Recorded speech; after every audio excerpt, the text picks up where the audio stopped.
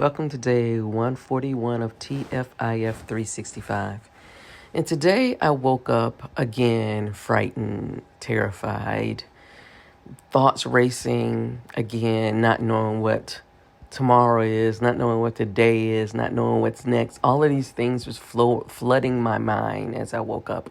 So obviously I was thinking about it or dreaming about it. And then what I did, again, I'm trying to practice putting space between my trigger and my responses, because so often those triggers aren't rooted in a reality of that moment, right? They are rooted in pains and traumas and harms and healing that we need to do, that was pain that was inflicted from the past, but we're haven't healed from it. And we end up reliving those moments in real time with the full-fledged emotions and feelings. And unfortunately, for many of us, the actions that we attribute to that aren't rooted in, again, the present day moment. It's rooted in those moments in the past when we've been hurt, when we've been scarred, when we've been targeted, and we had no way of protecting ourselves, and we had no way of consciously healing those moments. They glossed over it. That's what we do. Something happens to you. If you're lucky enough, you can express it. You can get it out. You can express your feelings. You can work through your feelings. But most of us, have learned, if it didn't kill us, it makes you stronger. And so you just keep moving, and you just got the scab, and you just find yourself at some point in your life looking at your body, experiencing your emotions and feelings and thoughts, and realizing that you are covered in scars, covered in scabs, covered in testimonies of harm. And so what I did this time was wanted to try something different. Instead of continuing to spiral, I acknowledged that what I was feeling was whatever it was. And I took a moment to write down what I was fearing. What was the thing that I was afraid of? And so I wrote down those things. I wrote them in complete sentences.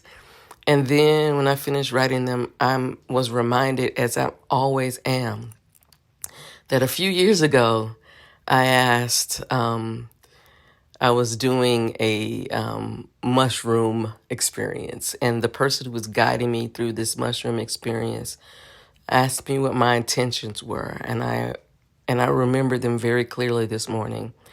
I wanted the confidence, the boldness, and fearlessness of my youth, coupled with or partnered with the wisdom of my lived experience.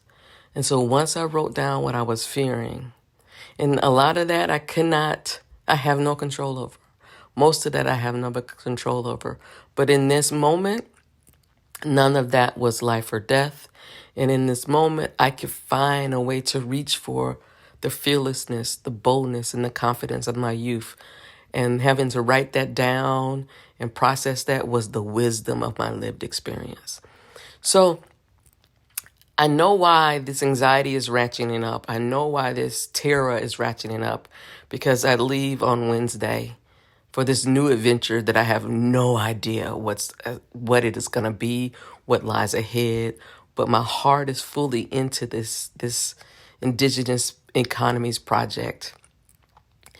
And for the first time in my life, as I've said many times before in this last few months, I don't know. This is so unknown to me, not to know what's next, not to have a clue, not to have a plan, not to have a strategy.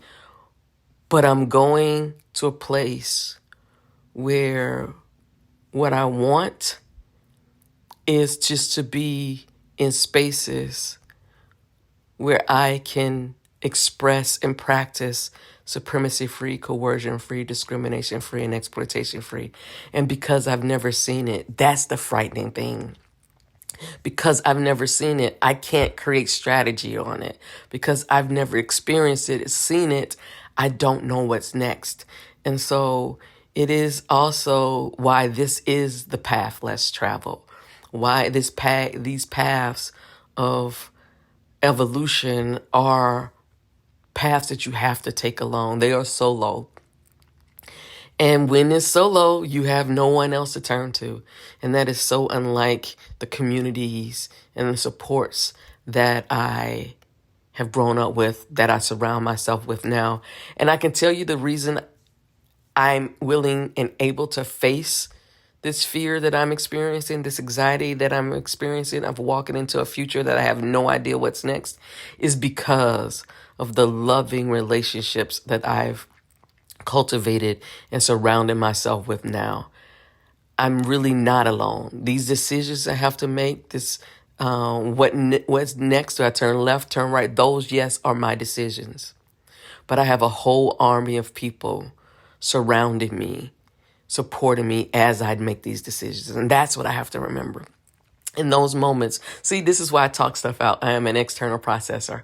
In these moments, I recognize that it's really not the fear what I think it is. It is that I fear that I'm alone. And how can you be alone in a universe where everything is the same, where you and everything around you are created from the same substance?